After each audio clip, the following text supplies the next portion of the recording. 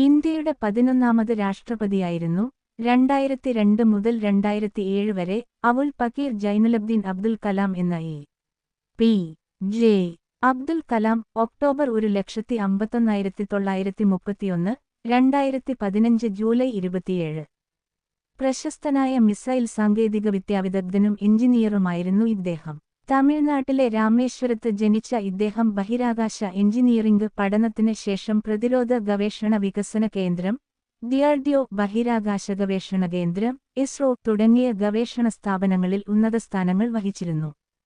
India തദ്ദേശീയമായി വികസിപ്പിച്ച satellite launch വെഹിക്കിളിന്റെയും ballistic മിസൈലിന്റെയും വികസനത്തിനും ഏകോപനത്തിനും മറ്റും അബ്ദുൽകലാം വിലപ്പെട്ട സംഭാവനകൾ നൽകിയിട്ടുണ്ട്. മിസൈൽ സാങ്കേതികവിദ്യയിൽ അദ്ദേഹത്തിന്റെ സംഭാവനകൾ കണക്കിലെടുത്ത് ഇന്ത്യയുടെ മിസൈൽ മനുഷ്യൻ എന്ന് കലാമിനെ വിശേഷിപ്പിക്കാറുണ്ട്. പൊഖ്രാൻ അണ്വായുധ പരീക്ഷണത്തിനു പിന്നിൽ സാങ്കേതികമായും ഭരണപരമായും കലാം സുപ്രധാന പങ്ക് വഹിച്ചിട്ടുണ്ട്. 2002-ൽ അന്നത്തെ ഭരണകക്ഷിയായിരുന്ന ഭാരതീയ ജനതാ പാർട്ടിയുടെയും പ്രധാന പ്രതിപക്ഷകക്ഷിയായിരുന്ന ഇന്ത്യൻ നാഷണൽ കോൺഗ്രസിന്റെയും പിന്തുണയോടെ ഇദ്ദേഹം രാഷ്ട്രപതിസ്ഥാനത്തേക്ക് തെരഞ്ഞെടുക്കപ്പെട്ടു. തന്റെ ജനകീയ നയങ്ങളാൽ ജനങ്ങളുടെ രാഷ്ട്രപതി എന്ന പേരിൽ പ്രശസ്തനായ അദ്ദേഹം 2007 ജൂലൈ 25-ന് സ്ഥാനമൊഴിഞ്ഞ ശേഷം തന്റെ ഇഷ്ടമേഖലകളായ അധ്യാപനം, എഴുത്ത്, പ്രഭാഷണം, പൊതുജനസേവനം തുടങ്ങിയവയിൽ ശ്രദ്ധ കേന്ദ്രീകരിച്ചു. പി. ജെ. അബ്ദുൽ കലാം പ്രഭാഷണത്തിനിടെ 2014 Indian Institute of Management Ahmedabad, Indian Institute of Management Indore എന്നിവിടങ്ങളിൽ അധ്യാപകനും Thiruvananthapuram Indian Institute of Space Science and ടെക്നോളജിയുടെ വൈസ് ചാൻസലറുമായിരുന്നു. 2020-ൽ ഇന്ത്യയെ ഒരു വികസിത രാഷ്ട്രമാക്കി മാറ്റാനുള്ള മാർഗ്ഗങ്ങളും ദർശനങ്ങളും ഇന്ത്യ 2020 എന്ന തന്റെ പുസ്തകത്തിൽ അദ്ദേഹം അവതരിപ്പിച്ചിരുന്നു.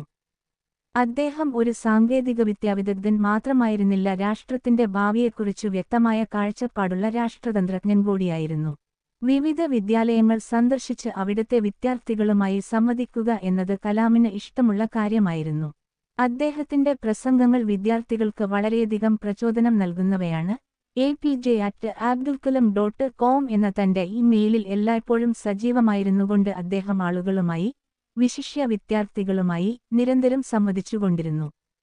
അഴിമതി വിരുദ്ധ ഇന്ത്യ സൃഷ്ടിക്കുവാനായി യുവജനങ്ങളെ ബോധവൽക്കരിക്കുന്നതിനുള്ള ഒരു ദൗത്യവും അദ്ദേഹം ഏറ്റെടുത്തു നടത്തുന്നുണ്ടായിരുന്നു. 2015 ജൂലൈ 27-ന് 84-ാം വയസ്സിൽ അദ്ദേഹം അന്തരിച്ചു. ഷില്ലോങ്ങിൽ ഇന്ത്യൻ ഇൻസ്റ്റിറ്റ്യൂട്ട് ഓഫ് മാനേജ്മെന്റിൽ പ്രസംഗിക്കുന്നതിനിടെ ഉണ്ടായ ഹൃദയാഘാതത്തെ തുടർന്ന് കുഴഞ്ഞു വീഴുകയായിരുന്നു.